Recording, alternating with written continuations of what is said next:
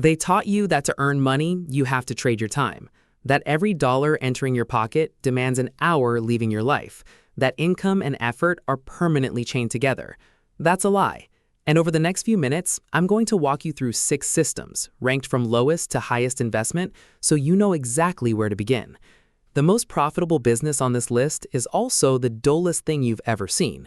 So dull that you've probably walked past it 1,000 times and never once thought you could be the one collecting the cash. I saved it for the end, not because it's the toughest, but because once you see it, everything else on this list clicks differently. Picture this. You're collecting money from someone sleeping in a place you don't own. You never bought it, you never asked a bank for a loan, your name isn't on any property document, and that guest leaves you a 5-star review when they check out. Sounds strange. Sounds like it shouldn't be legal. It is. And that's business number 1, rental arbitrage. Once this clicks for you, you'll never look at an empty apartment the same way. Here's the mechanic. You find an apartment in a prime spot, tourist district, downtown, close to the airport, a neighborhood visitors actually want to stay in. You sign a standard lease like any normal tenant. You pay monthly rent. But before you sign anything, you sit down with the landlord and ask one thing: written permission to list it on short-term rental platforms. A surprising number of owners agree, especially when you offer slightly higher rent in exchange. So now that apartment you're renting for $800 a month goes on Airbnb. You furnish it properly, shoot quality photos, and price it per night. A well-positioned apartment can pull between $60 and $120 a night. Fill it for 20 nights in a month, and you're bringing in $1,200 to $2,400. Subtract your $800 rent, and the rest goes into your pocket. You own nothing, but you profit like you do. Startup cost sits between $5,000 and $15,000. Security deposit, first month's rent, furniture. That's it. But here's where it stops being a side hustle and starts being a real operation. When the first unit is running, you don't sit back, you duplicate it. Because every system you build for that first apartment, the automated guest messages, the pricing software that adjusts rates based on demand, the cleaning crew that operates on a set schedule, the keyless entry that handles check-in without you showing up, all of that transfers directly to Unit 2, and Unit 3, and Unit 10. There are operators right now running 20 or 30 apartments this way. They don't own a single one. No bank ever approved them for a mortgage. What started as one furnished rental and a $10,000 bet became a machine generating $20,000 to $30,000 monthly. The system handles everything. You just watch the dashboard. Now, maybe you're thinking you don't have $10,000 lying around. Fair. The next business starts at 0. There are people right now earning money from a t-shirt they designed 2 years ago. They forgot about it. They don't know who's buying it. They only find out when a notification hits their phone. That's not an accident. That's an asset doing its job. Business number 2, print on demand. No warehouse, no inventory, no wrapping packages on a weekend, no customer calls. Here's how it works. You create a design, a phrase, an illustration, a concept that connects with a specific group of people. You upload it to a platform like Printful, Printify, or Merch by Amazon. That platform turns it into a physical product. Shirts, mugs, hoodies, phone cases. When an order comes in, they print it, pack it, and ship it. You never see the product. You never handle it. You just see the deposit. Startup cost can genuinely be 0 if you design it yourself. If you can't, a few $100s to hire someone. Margins run between 70% and 90% because there's nothing to warehouse or finance. But there's one mistake that kills this business before it breathes, and it's going broad. A shirt for moms means nothing. A shirt for moms who wake up at 5 a.m. to train before the house stirs, that sells itself. A mug for doctors sits on a shelf forever. A mug for ER doctors running on 3 back-to-back shifts and pure caffeine, that one moves. When someone sees a product that feels custom-made for their exact life, they don't hesitate, they buy. And every design you upload stays live, no expiration. A catalog of 50 targeted designs can generate monthly income without you ever revisiting it. The print-on-demand industry crossed $13 billion last year and grows at 26% annually. Most of that revenue flows to people who uploaded their first design and simply kept going. Selling designs on products is solid, but what if what you sell costs absolutely nothing to produce? No printing, no shipping, no raw materials, just what you already know. Business number 3, digital products. How many times have you explained the exact same thing to different people? The same question, the same walkthrough, the same conversation on repeat. At some point you've thought, I wish I could just send them a link.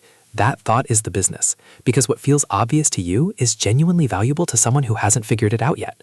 A course, a guide, a template, an ebook, you build it once and it sells indefinitely. No schedule, no stock limits, no repeating yourself. Someone on the other side of the planet buys it at 3 a.m. and receives it instantly without you lifting a finger. And here's the assumption almost everyone gets wrong. You don't need to be the world's foremost authority on anything. You just need to be ahead of the person buying. The expert with 2 decades of experience often teaches worse to beginners than someone who learned it 2 years ago and still remembers the confusion.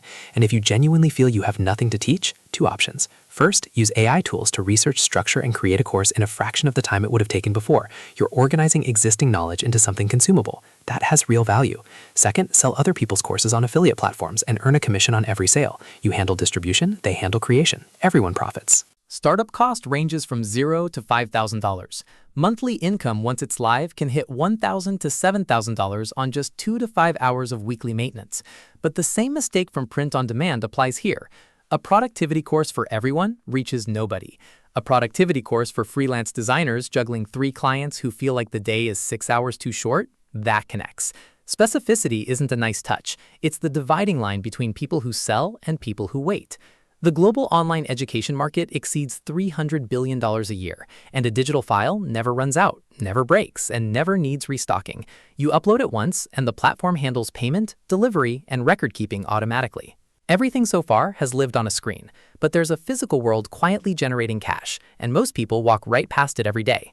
Business number 4 is probably within 100 meters of where you're sitting. Vending machines.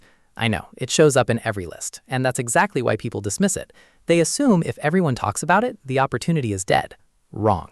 Everyone talks about it because everyone who tried it saw returns. Investment runs between $1,500 and $6,000 per machine. You place it where people need something fast. A gym, an office building, a hospital lobby. It works around the clock without supervision. Each machine pulls $300 to $600 monthly. Your time commitment is 1 to 2 hours per week for restocking and collection. 1 machine is pocket money. 5 machines is a business. 10 is an operation. And the infrastructure you build to manage one scales identically to all the rest. There are operators running $300,000 a year vending businesses on 4 hours of work per week, not per day, per week. Modern machines report inventory levels and revenue to your phone in real time. You don't visit unless you need to. The machine reports to you. Now imagine instead of selling snacks, your machine sells something every human needs every single day. Business number 5, laundromats. Not glamorous, not exciting, not remotely trendy. And that's the point. Flashy businesses share one thing. Most of them fail. Boring businesses share something different. They've been printing money quietly for decades. Clothes get dirty. In a recession, in a pandemic, always. That's indestructible demand. Investment is serious. $200,000 to $600,000 to build or buy. Not for everyone, but the returns justify the conversation. Monthly revenue lands between $5,000 and $30,000 depending on size and location. Your time as owner, 4 to 15 hours a week. Many owners manage multiple locations from their phone without stepping inside any of them. Modern laundromats run on card payment systems with remote monitoring apps that show you which machines are active, how much revenue came in, and flag malfunctions automatically. The customer walks in, loads their clothes, pays, waits, and walks out. Nobody serves them. Nobody needs to. The laundromat industry generates $5 billion annually in the US alone, and nearly all of it belongs to people who chose boring over exciting. Final business, and I'll keep the promise from the beginning. This is the most boring entry on the entire list. Metal buildings, rolling doors, padlocks, empty corridors. Nothing attractive whatsoever. And yet, it has the highest income ceiling and demands the least time of everything we've covered. Self-storage units. People accumulate things. Things that don't fit at home, things from a move, a divorce, a closed business, an inheritance. Those things need a place. You provide it. They pay you monthly. Investment is the steepest, $1.5 million or more for a new facility. Serious capital. But here are the other side. Revenue potential is the highest on this list. Time required as owner with proper automation, under 2 hours per week. The customer finds available units online, pays automatically, signs digitally, and accesses their unit through a code or an app. Late payments trigger automatic fees. Continued non-payment triggers automatic escalation. You don't chase anyone. The system does it. There's no inventory because customers bring their own belongings. A small facility needs no staff. Maintenance is minimal. Metal walls and doors that open and close.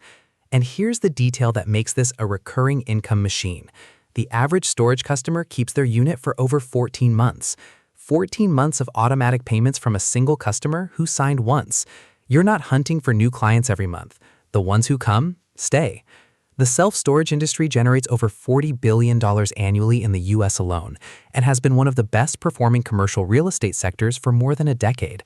Not because it's thrilling, because it works. Always. And that's the thread running through all 6. None of them are glamorous. None promise overnight wealth. All demand effort at the start. But all of them share something most income sources don't: a system that keeps producing when you walk away. The question isn't which one is best. The question is which one you can start with what you have right now, this week, before the research becomes another good intention that never moved.